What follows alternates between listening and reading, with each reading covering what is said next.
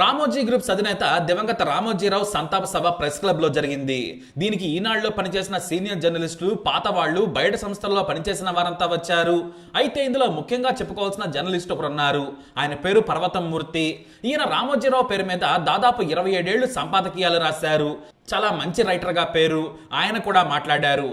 అయితే రామోజీరావు గురించి, ఆయనతో దగ్గరి అనుబంధం ఉన్న ప్రముఖ జర్నలిస్టులు కూడా వచ్చి ఆసక్తికరమైన విషయాలు చెప్పుకొచ్చారు. 2018లోనే తాను మరణానికి దగ్గరయ్యారని గుర్తించారట రామోజీరావు. అంతేకాదు, మరణం తథ్యం అని మానసికంగా సిద్ధమయ్యారట. అందుకే ఆయన తన సంస్థలు ఎలా నడపాలి అనే దానిపై శిరసాన మామి పేరిట ఓ లేఖను రాయించారని చెప్పుకొచ్చారు. ఎందుకంటే ఒకటా రెండా వేల కోట్ల సామ్రాజ్యాన్ని ఎలా నడపాలో తన కొడుకులు, వారి పిల్లలు, కోడళ్లకు కూడా ఆయన క్లియర్ గా చెప్పారు. తాను బ్రతికి ఉండగానే వేరు సంస్థలను వారికి అప్పగించి వ్యాపారం చేయడం నేర్పించారని చెప్పొచ్చు. ఉదాహరణకు పెద్ద కొడుకు కిరణ్ మొదటి నుంచి ఈనాడు పేపర్ను చూసుకుంటున్నారు. మొత్తం వ్యవస్థకు కీలకమైన ఈనాడు బాధ్యతలను ఆయనకు అప్పగించారు. ఇక చిన్న కొడుకు సుమన్ చనిపోయిన తర్వాత టీవీ ఛానల్స్ కూడా కిరణ్ చోట మొదలు పెట్టారు. పెద్ద కోడలు శైలజ కిరణ్ మార్గదర్శి చిట్ ఫండ్స్ ను చూసుకునేలా ఆమెకు మొత్తం బాధ్యతను అప్పగించారు. ఆ తర్వాత చిన్న కోడలు రామోజీ ఫిలిం సిటీ నుంచి పచ్చళ్ల వరకు ఆమె చూసుకుంటున్నారు. ఇప్పుడు మనవళ్ళు, మనవరాళ్లకు కూడా ఆయన వ్యాపారంలోని మెలకువలు నేర్పించేలా దగ్గరుంచి రెండవ తరాన్ని కూడా సిద్ధం చేశారని చెప్పారు జర్నలిస్టులు. రామోజీరావు వ్యాపారంలో చాలా నిక్కచ్చిగా ఉంటారు. ప్రజల సొమ్ము ఇన్వాల్వ్ అయితే మాత్రం ఎంతో జాగ్రత్తగా ఉంటారు. రామోజీరావు భార్య రమాదేవి పేరిట ఫిలిం సిటీ దాటగానే ఓ కార్పొరేట్ స్కూల్ ఉన్న సంగతి అందరికీ తెలిసిందే. అయితే ఆ స్కూల్ కోసం మార్గదర్శి చిట్ ఫండ్ లో ఆమె వేసిన చీటీని ఎత్తుకున్నారట. అయితే ఆ విషయం రామోజీరావుకు తెలియదు. ఇది జనరల్ ప్రాసెస్సే కదా, మన చిట్ ఫండ్ అని భార్య సహా ఇతర కుటుంబ సభ్యులు కూడా చెప్పలేదు. కానీ మేనేజర్ కు ఎందుకో చెప్పాలనిపించింది. పెద్ద మొత్తం కావడంతో రామోజీకి విషయం చెప్పాలనుకుని వెంటనే ఫోన్ చేసి విషయం చెప్పారట మార్గదర్శి మేనేజర్.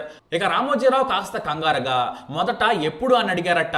ఆ తర్వాత సరైన షూరిటీలు ఉన్నాయా, మన వాళ్ళైనా బయట వారైనా సరే నిబంధనల విషయంలో నెక్కచ్చిగా ఉండాలి, ఒకచోట నిర్లిప్తంగా ఉంటే మొత్తం ఆ నిర్లిప్తత కంపెనీని నాశనం చేస్తుందని చెప్పారట.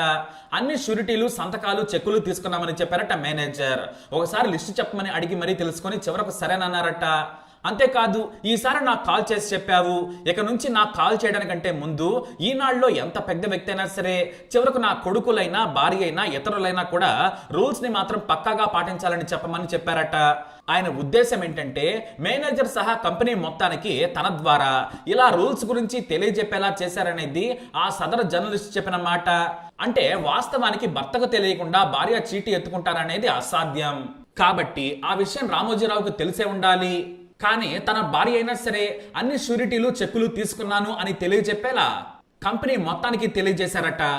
మొత్తానికి ప్రతి ఒక్కరూ రూల్స్ పాటించాలని చెప్పారు రామోజీరావు. రామోజీరావు జర్నలిస్టులకు అంతా మంచి చేశారని సదరు సంతాప సభలో చెప్పారు సీనియర్ జర్నలిస్టులు. అంతేకాదు, శ్రీకాకుళం జిల్లాలో స్ట్రింగర్ గా పనిచేసిన విజయనగరం ఎంపీ కలిశెట్టి అప్పలనాయుడు కూడా ఈ వేడుకలో పాల్గొన్నారు. ఈనాడు నుంచి వెళ్లిన మాజీ మంత్రి కన్నబాబుతో పాటు టీడీపీ సీనియర్ నేత కాలువ శ్రీనివాసులు కూడా ఈనాడు జర్నలిస్టే. వారందరినీ కూడా ఆయన రాజకీయాల్లో ఎంకరేజ్ చేశారు. అయితే ఈనాడులో సీనియర్ జర్నలిస్టులు రామోజీపై కోపంగా ఉండేవారు. ఎందుకంటే జర్నలిస్ట్ అసోసియేషన్లను ఆయన వ్యతిరేకించేవారు. అంతేకాదు, ప్రభుత్వం జర్నలిస్టులకు సాయం చేస్తామన్నా కూడా వ్యతిరేకించేవారట. ప్రభుత్వ ప్రయోజనాలను కూడా జీవితాంతం వ్యతిరేకించారని ఓ జర్నలిస్టు ఆఫ్ ది రికార్డు ఆయన గురించి అసలు విషయం చెప్పుకొచ్చారు. పోయినోళ్లంతా గొప్పవాళ్ళన్నట్లుగా రామోజీరావు గొప్పవారే, కానీ జర్నలిస్టులు ఆర్థికంగా ఎదిగేందుకు మాత్రం ఆయన ఎందుకు సహకరించలేదు? పైగా ఈనాడులో రాజకీయాలను ప్రోత్సహించారు. కొంతమంది చేతిలోనే పత్రం ఉండేది, వారే మొత్తం శాసించేవారని చెబుతూ ఉంటారు. అయితే జర్నలిస్టుల ఐక్యతను వ్యతిరేకించిన రామోజీరావుకు జర్నలిస్టులు ఐక్యంగా, అది కూడా ప్రెస్ క్లబ్ లో సంతాప సభ ఏర్పాటు చేయడం అనేది కూడా ఒకంత గొప్ప విషయమే అన్నారు ఇంకొంతమంది జర్నలిస్టులు. ఏదేమైనా రామోజీరావు ఒక వ్యాపార సామ్రాజ్యాన్ని స్థాపించారు. ఎన్నో లక్షల మందికి వేతనాలను అందిస్తున్నారు.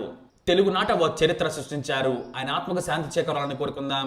ఈ వీడియో అప్డేట్స్ కోసం మా ఛానల్ ఫాలో అవ్వండి. అలాగే తప్పకుండా సబ్స్క్రైబ్ చేసుకోండి.